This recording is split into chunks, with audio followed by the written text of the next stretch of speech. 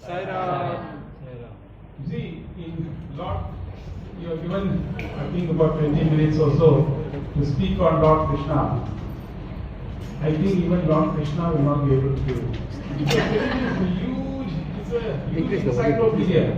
So many things have happened in his life. But the essence of it is that the essence of Sri Krishna's life lies in the way in which Bhagavan spoke. Swami said, in all that we are doing, whatever masters have come, avatars have come, if we are not very clear about how to relate the subject to ourselves, then this just will become a story. And it will just become a Puranic story and some fable or some form that took place some years back or many years back. So we need to know how to decode. I don't know whether you have seen this movie Black by Amitabh Bachchan. Have you seen that movie? Yeah. If you have not seen it, at least tonight you will see. So in Black the movie, Amitabh Bachchan is a very elderly person acting that movie. He goes out of the house. As he goes out of the house to buy something, and he turns back to come back to his house, and suddenly he forgets how to get back. And he doesn't know. He just lost his memory to go back home. So one of his friends who was passing by picked him, held by his hands, and then guided him back to his home. They took him to the doctor to find that he was suffering from Alzheimer's. That's how the whole story is revolving around it. Like that, when we came into this world, we are suffering from what is called a spiritual Alzheimer's. Which means to say we do not know how to get back. We forgot. We got enchanted with this world, beautiful world, engrossed and totally involved, totally immersed. And finally, it's only the very last minute that suddenly we get some recognition. So, knowing very well that man will forget, the avatars and the masters and the great teachers all come, enact a role for them to give us decoding mechanisms by which we can now interpret these messages so that we can return back home. So the whole idea is, when you see Krishna's life, you see all of us are born in either a hospital or a maternity home. All of us. This avatar decides to be born in a jail.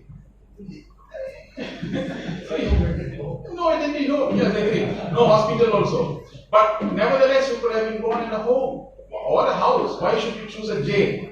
So I asked Krishna, why did you? You are a decent avatar. Why couldn't you have been born in a home? Why do you need to be born in a jail? So Krishna replied, Suresh. You don't think these conversations are possible. Okay. So, you see, I am born in the jail. Yeah. And then you don't understand the next part of the biography. That when I was born, the jail door opened. I came out. You are born in the jail. And yet you are still in the jail. That is why you are called Jivatma and I am called Paramatma. So the whole idea therefore in life is the jail doors must come out. We are supposed to be born to get final liberation. This liberation is what we should yearn for. So how do you liberate? What do you mean by liberation? Means how the jail door opens is that if you are too comfortable in doing something, mechanically routine, yes, in our own place, like that, and live like that, then we are in that comfort. The whole idea is that we must come out of our comfort, out of our complacent state, out of our certain routine mechanical ways, and look for possible explorative ideas in how we can leap into higher states of consciousness. That is what this jail door opening, the opening of the jail door means. So we must now, we are doing everything, we are doing the puja, yes, we are sitting there, everything we are doing in the jail. We are decorating the jail, we are getting married in the jail, we are producing the child in the jail, we are praying, oh God, you are Lord, oh everything. But we are not asking, but this is what Baba said, I have come to give you, but you have not asked, you have not come to get from me the thing that I have come to give you, the key to open the jail and get it. So the whole idea is to leave the jail and to come out. So if you are going out, it all comes out as effort. In Chennai, this is train because it is very warm. They use this fan. So the air condition was not on, I think, in the train. It was very crowded. So someone was selling fan, 3 rupees, 3 rupees, 3 rupees fan. So somebody bought 3 rupees and he bought this fan. And as he was waving like this, all the feathers came out. So he called that boy. Have you cheated me? I gave him 3 rupees and everything is coming out. No, sir, not like that, sir. You hold the fan like this and you move your head like that. So the whole idea of Sri Krishna's life is that everything has to be expressed as effort. If there's no effort, nothing will come. There must be effort. And you see from his life, right from the start till the very end, it was all activity. It was all there. It was all moving around. Then you ask Krishna, it's very unfair for you. You are giving Bhagavad Gita. And what is your experience in giving Bhagavad Gita? You are not a householder, a real householder. You don't know the trials and tribulations of human beings suffering in this world, suffocated by its obligations and commitments. And you sit there in 18 chapters of the Gita. How dare you do that? Krishna said, you don't understand. I've done it all. How? When I came as Rama, I really went through life, went through a human being's life, and went through the trials and tribulations, understood the different roles that I had to play. And it is from that experience I wrote the thesis. The practical experience came from Sri Rama. The thesis came in Sri Krishna. That is why the group 3, understandably, today he picked Sri Rama's story. It's not connection. It's not that some of you may wonder why Krishna's day they are talking about Sri Rama. It is because the theoretical aspects or the practical aspects have already been done in Sri Rama's life. Therefore, he came and gave the thesis there. So the essence of Krishna, in whichever way you look at it, was a king. He could have been there in the kingdom, but he chose to come down and be with the people and fought the war. So you take one wife to a sari shop, you find that you have to literally sit down for hours waiting for her to choose a sari. Supposing Krishna decided to take his wives to the sari shop, can you imagine the very 16,800 of them? How will he go? The whole sari shop. So the whole idea is problems, issues, so many. Krishna's life was full of it. In all the paradoxes, the one essential element that he continued to remain and retain is the smile and the joy. That's why you sang today one of the most electrifying bhajans today, all on Krishna, Nandalala, happy, happy, happy. It's all happiness, happiness. So that means to say, on this day, one message that must come out is that we must become happy. Whatever situation in our life, you must choose to become happy. And not become sad, not become depressed. When Baba said this, if Swami said, how can you go for spiritual bliss when you cannot have mental happiness? When little things you are not happy about, how then will you become going for spiritual bliss? So Krishna demonstrated that this is what is meant by happiness, total joy, total immersed in happiness. If you look at the whole point here is that the body, the mind and the intellect, all the Vahinis, how many of you have read all the Vahinis? Not all, some Vahini, 1, 2 Vahini, 3 Vahini, no Vahini, SS3 Sai Vahini.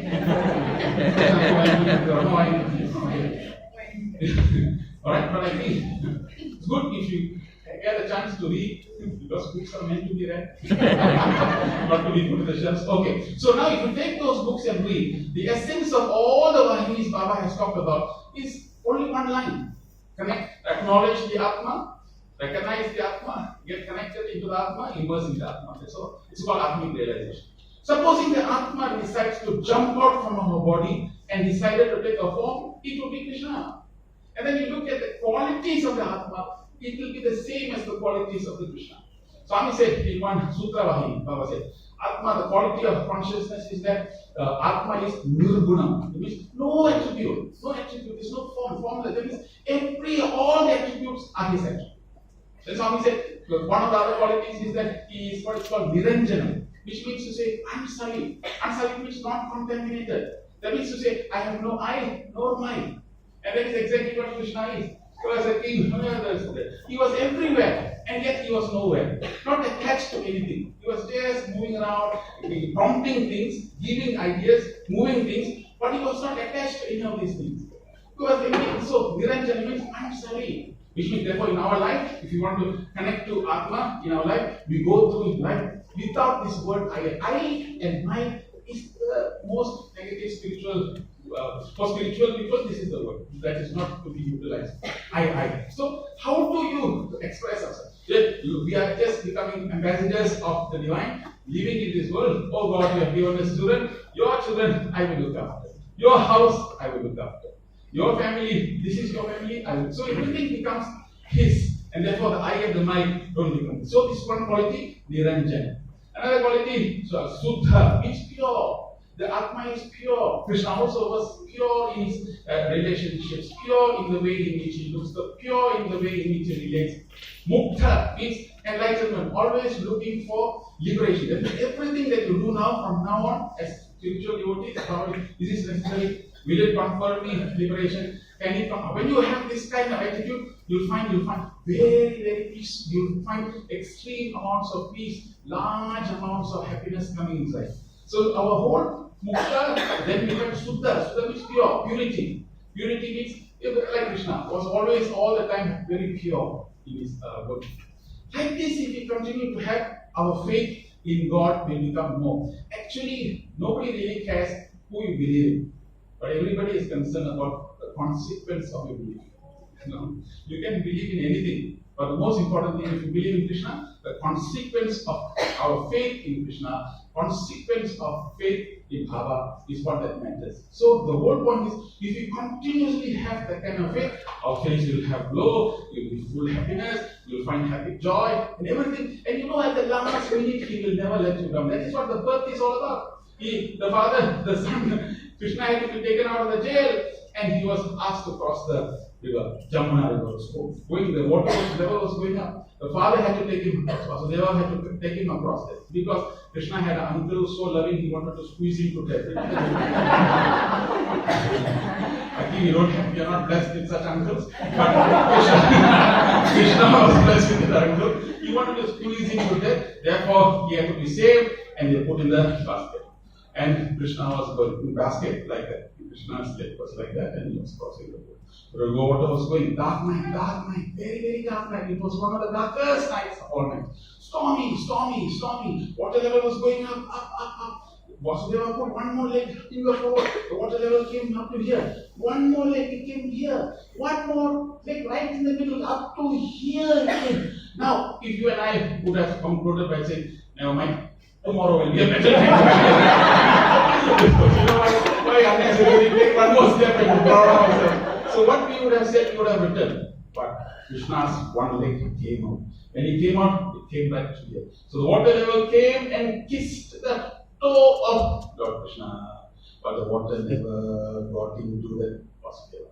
Meaning, if you have faith in God, the message is that you may get wet, but you never get drowned. So at the last minute, He will come. So this is what faith is all about. Draupadi had the same experience. In Draupadi, when they gave the Yaksha Patram, the Patram had food. You can cook. How nice it is. He had also had food. How much food you want, you can take and give it to people. But once she washes and keeps it after 1 or 2 o'clock, there's a time. Once she puts it upside down, then for that day, there's no more food. So that is the food, that is the patram that she uses to feed all the Pandavas when they were in the forest. So this is Duryodhana, very naughty fellow. So he said, he roughly knew the time that the patram would be upside down. He knew that. So then this Durvasa and all his great sages was walking along. Duryodhana came to them. You should go to this place. That is where the Pandavas are there. You go there, they will be having food for you and all that. So Durvasa and this more than hundreds and hundreds of Swamijis all came to Draupadi's place and said, we are here, we are very, very hungry. You go to the river and take a bath, and then when you come back, you please serve us the food. She didn't know what to do, and don't forget, Durvasa was a person who would always get angry, and if you don't get food. And they all were hungry, very hungry. So all of them went to the river, and they were bathing. They were bathing in the river and getting ready. Draupadi didn't know what to do, and there's no food because she turned it upside down. There's no food for that day. And when these people are coming there, so she didn't know what to do. She was praying to Krishna. Krishna came. With what? With the fruit. Came there, so he told her, I'm very hungry, give me food. Krishna, you don't play the food. You know very well the path is upside down. And they are all going to come. What am I supposed to do? You are to continue. So Krishna just looked at her and said, how can you look properly and say, there's nothing there, I have turned it upside down, there's no food there, there's nothing, I don't have. Not even one check and see. So she went and turned it upside down. There was one grain. So Krishna took that one grain of rice and put it into his mouth. The moment he put it into his mouth, the 1,000 songs there in the river, all of them started to give a burp of satisfaction. Everyone was so full. Instantly full. So everybody came out from the river and said, we don't want food, we're very happy, we're okay. Beautiful message, powerful message. It means what? In our life, we will have obligations, we will have commitments, we will have so many things coming into our lives because we are swimming in the river. There will be different kinds of waves that will come to us. When we have deep-seated faith, at the very last minute, he will know how to stay. He will know how to relinquish all our problems. So the whole idea is that if we have that faith that Krishna will be with us or God will be with us, then there will be no more worry, no more sadness, no more disappointment, no more unhappiness. Today in Malaysia, 1 in 5 are depressed. This is a statistics in Malaysia. 1 in 5 in Malaysia. 1 in 5 in our universities and many other places, we are getting student failures because people are getting depressed. They just don't know how to be happy. They forgot how to be happy. In fact, happiness, that's why 364 days you are unhappy. 365th day we come to your house and say, happy birthday. In the dark room we bring the cake which has got the candles, and that's the only illuminating source of light from blow the candle. So illuminate, the light therefore is to be always joyous. That is what Krishna's life is. So that is one point. Second point is that in every aspect of Krishna's life, he always was the prompter and he is always the thing. And main thing is that he was always with the Pandavas. Now message. He's with the Pandavas. Why wasn't he with the Kauravas? They are also human beings. But Krishna is one, the Lord is one, who you don't need to rush and run after him. He will come after us only if we are dharmic. So when the Pandavas were dharmic, that was enough qualification for Pandavas to be there. Now then you ask, how can you get the qualification? How then to be dharmic? Then you become a good husband, become a good wife. That is all dharmic roles. The essence of dharma, you must read Dharma Vahini. Baba said. In Dharma Vahini, the essence of dharma is that dharma must have 4 components. If you have these 4 components, then it is dharma. First component is that you must be, number 1, you must have satya. Means you must be truthful. Not only be truthful, there's the normal thing, but your life must be aiming towards the highest truth of all. So this is what satya means. When we have satya like this, then as we keep on going through life, you must also go, as we go along, you must have dana. Dana means giving. You must have the giving attitude. So more and more we become spiritual, the more and more we must give our energy and we must give time. Third point is that he said daya. In every dharma, we must become very compassionate. In everything that we do, we must become very, very compassionate. And that is what Baba said. The proof of spirituality, the proof of rain is the softness of the ground. The proof of spirituality is the softness of the heart. So, daya. So as you keep on doing dharma, there must be daya, softness. And the fourth one is that Baba said, 3 things you can have. It's like a table with 3 legs, but the fourth leg must be, he said, fourth leg must be tapas. Tapas means austerity. So in dharma, when you bring dharma, you must have satya, you must have dana, you must have daya, and you must have tapas. So you look at the Pandavas, they qualify in these 4 categories. Very austerity, great austerity. They was giving all the time they gave. In fact, Kauravas were taking. It is the Pandavas that were giving. And in that kind of people, Krishna was with the Pandavas. So in our life, therefore, we don't have to run after God. We don't necessarily. We just keep on doing our work conscientiously, concentrate on what we are supposed to do, and our intention must be to continue to liberate. You find God receiving. This is how He comes to us in God will come to us in our life. So these 3 points that I just mentioned probably summarizes the whole life. Of course, his biography is full of very, very great big anecdotal incidences which cannot be completed in such a short time. But the essence of it, if you want to take back, is that number one, from today, decide to be happy. What are you happy? Cheerful. You go back, now you have a nagging wife there, a nagging husband. You go back and then she talks to you, or the very irritating husband may possibly have, you don't know. So when she go back, you say he continues to talk, you just smile. Just continue smiling. And then you say, what happened to you? You always get angry when I say something. What happened to you? Today is Krishna Janmashtami.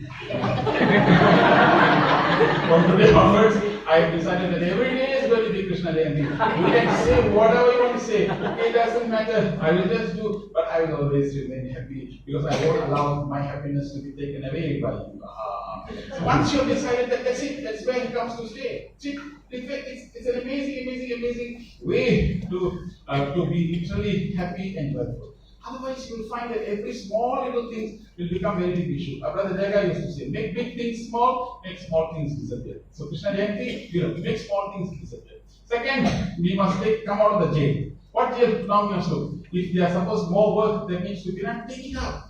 Hey, if you have working, you have no time. You are working. You have to work in workplace, come back, take bus, travel here and all. It's a lot of commitment. So you want to take a position, you want to do some work, you may have to commit. So that commitment you may not have time. But if you are supposed to be doing something, and yet you are still sacrificing your energy and time in doing that, you fulfill one of the four of the dharma, which is tapas. You are in austerity. I know I'm not able to do it. I know I cannot achieve it. Yet I want to come and do it. Means I have to juggle. That juggling effect is tapas, which is part of dharma, which is where you get Krishna. See, it's that formula is a very standard formula. We can't go wrong. But if you are saying that I will finish everything and then come and I'm free, I'll come, then you'll find that the opportunity is missed. It's only when you are highest, when you retire, finish everything else is over, and then you come and say anything else to do. That is a different thing. I'm free now, I'm totally free.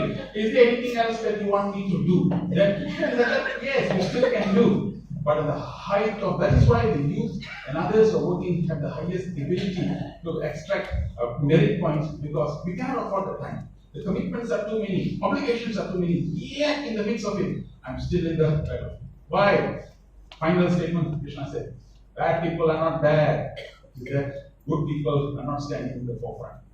Today's society and community, wherever we go, we find increasing problems, increasing society problems. It's only because, not because bad people are bad people don't know how to become good, because good people are not in the forefront.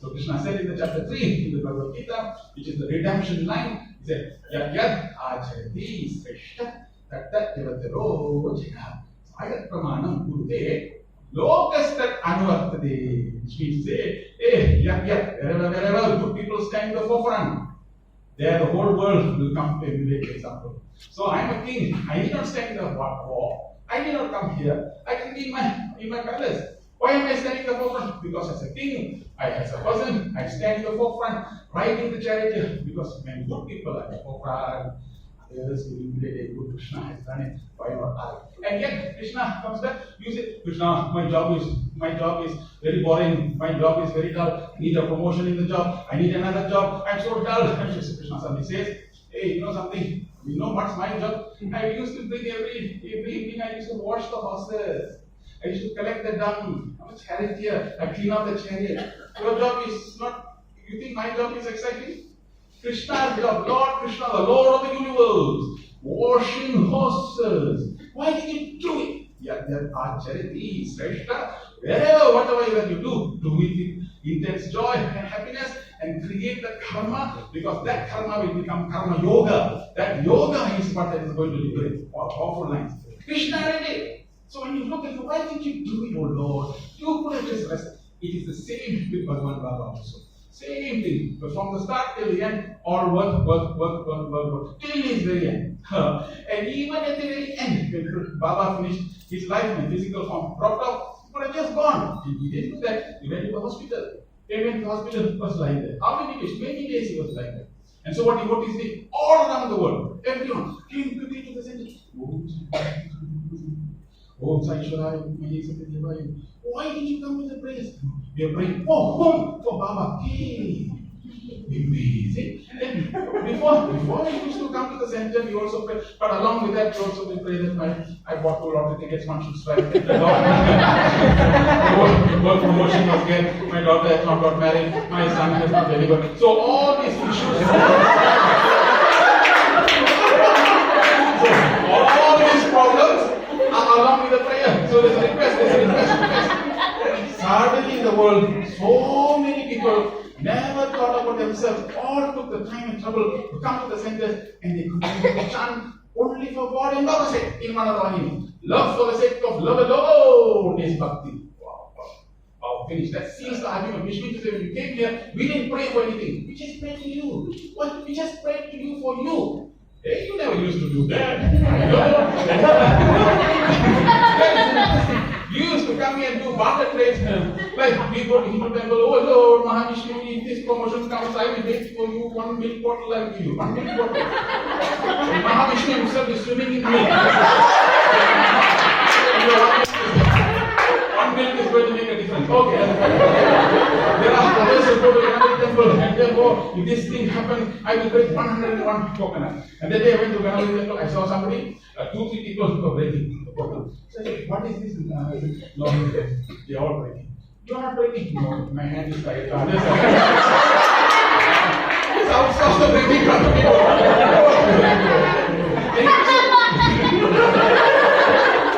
You got it. Okay.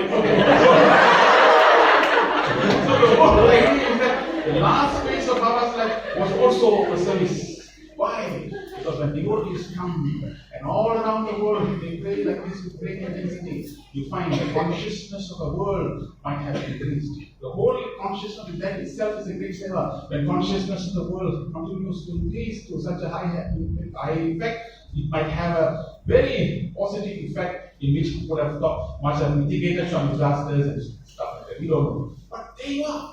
But supposing he said, yes, you see, there's a disaster in the world, therefore we would like all Sai organizations, all Sai centers to have regular prayers. Supposing the instruction came organized. Now you will say, brother, is it okay? Saturday 7 o'clock, is it possible?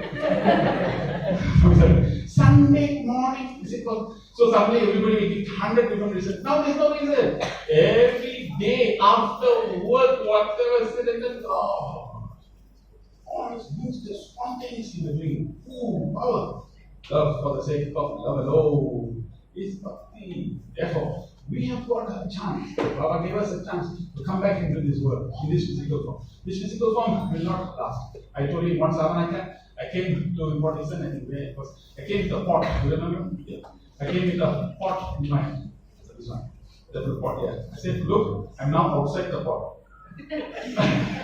One day I will be inside. I am portable. Yeah. So once I am portable, next day they will come and pick up the ashes and put it inside there and take it to the sea. Because you see, they don't bury it. They scared to do that.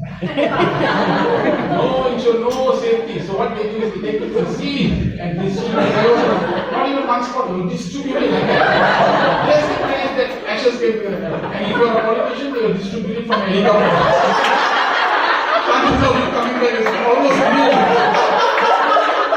So therefore, we are given one chance for this lifetime to be connecting to our heart. So dear friends, on this day, go back. Spend more and more time at your altar. More and more time with yourself.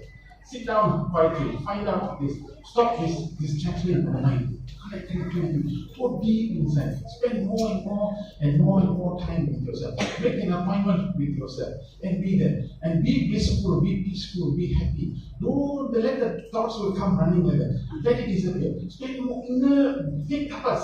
Go and take some work that is really tough to do. Go and take those kind of work and just enjoy that particular work. Don't look for easy things. Look for hard things. Even if you go to a Swamiji up there in the Himalayan mountains to one, this is the truth. A Swami, everyone who wants to go to a Swamiji and ask for realization, you think they will give it to you immediately? Come. They will come from where you will come. SS3 come. I will whisper the mantra. They don't have they will come here and with how many months? 8 months of solid Work they will give. The Swamiji will give work. Then comes, you put your bag, come. This whole ashram must be cleaned up. You clean up this whole. You have to do what? You must have the water. You have to. Where is the water, Swamiji? 2 kilometers is a river. You walk and come to the water. You have bucket? No, you can take my Kamandalu. So a huge plump man will become thin, scrawny, backspatter of an individual. 6 months, 8 months, one chapati, which was we'll be going through tapas. A height of it, Swamiji, I cannot take it anymore, Swamiji. Who cannot take it anymore? I cannot take it anymore. That I should be lost. So then the repair work starts. Then slowly he subjects himself. Then only the mantra is given. Then for him to contemplate. That is how the realization comes. Here, with the altar, beautiful altar, air-conditioned hall. So whatever that we have, in all that we are doing, if we take more and more earnestness, this is what. I just came back from Chicago just last week. I went there. Then the youth, on the first day of jet lag, the youth came to me and asked me, was there any sightseeing? I'll take you for sightseeing. I said, I want to go to some place. Do you have any downtrodden area here where there's really very backward area? So we went to the southern Chicago part, and there were all these people. I talked to the community people. I asked them what are the problems? Teenage pregnancies are very high, drugs are very high, alcohol is very high. Everything you mentioned is very, very high there. And they said, you see that man there standing at the railing there, he's giving drugs to people. So this is our community, this is how bad it is. So I took down a message, took photographs, brought all these things down. Then I went for the youth camp, 300 youth came from drug countries. Then I spoke, how long will you sit down and say, Samasta Lokha Sukhino Bhavantu, Samasta Lokha Sukhino. This is what we do. Samasta Lokha, Swami, Samasta Lokha Sukhino. I'm sure the whole world is happy. Understand? I'll give you 1 week, next week I'll come back and ask you the same thing. So, every week we come like that. Swami, Samasta Loga, so what happened? 1 week, no peace in this world. What have you done? What have you done? So we keep on chanting, Samasta Loga, Samasta Loga. But the point is that this is now in our doorstep. So we brought all the Chicago, now they launched that program in Chicago Community Adoption Program in the community. The youth are planning to take that up very seriously and take that up as their own project so that they do something like that. Very, very like what you all are doing with Tavern.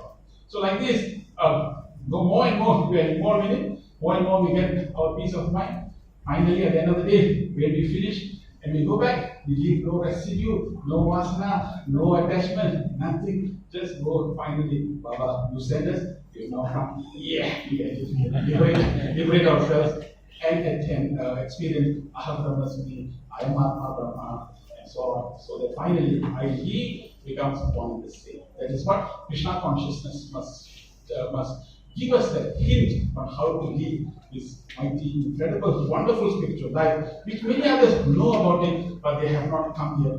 We have known about it, we came to it, but we have now realized it, and now when we're working on it, it's amazing, incredible, wonderful group of souls who will inspire each of us to reach our destination in the shortest possible time. It is happiness, happening. That's why one husband is in the heaven, one husband died, we will then reached heaven. So Chitra Gupta, no, Chitra Gupta is there. You know what? How you know you're not doing that? so Chitra Gupta was telling that. The man, husband came, he said, look, if here we will ask the railing is here, we open up the railing only when we ask you one question, you have to answer the spelling. So he said, what's the spelling? How do you spell happy? So he said, H-A-P-P-Y, come inside. Then Chitra Gupta said, look, I just want to go to the toilet for a short while. You stand here. Anyone else coming, you ask the same question. He said, suddenly after 5 minutes, he saw his wife coming. So he said, hey, what are you doing in heaven? The wife said, no, we had when your funeral finished, when I was going back, one lorry hit me and I died. So I've come here. So he thought, oh my God, because of this that I came here so early. You have come here. So the Chitra Gupta told me that I have to name, they have to put a spelling, then you have to answer, you have to spell, then only I will open up the railing. What is it? How do you spell Chaco Salvatya? So you have no chance to come inside. So you can do the name happy. So everything that we do search happiness, find happiness, and increase the happiness to more and more. Don't allow anything distressful to come into the mind. You leave it aside. Leave it aside. Once Swami said in Dharma Vahini, when you come to the altar, you bring all the problems, and you bring everything else here, and you find that if you do like this, then the experience won't come. So just get into happiness and make happiness our lifestyle. Every morning, tomorrow morning when you go to work, when you're going, bounce like that. Hey, good morning, how are you? Hey, good morning. Wow, what happened to you? Are you on drugs? No, I'm I'm on ecstasy. Because of ecstasy, I'm happy and joy. Some people just go to work face long, everything is there, no bouncing, nothing. Good morning. What is so good about the morning? That's a depressive answer. So, every moment of our life is given to experience its happiness and joy. We should experience it plentiful, and that is what Krishna's message is all about. Thank you so much for this opportunity.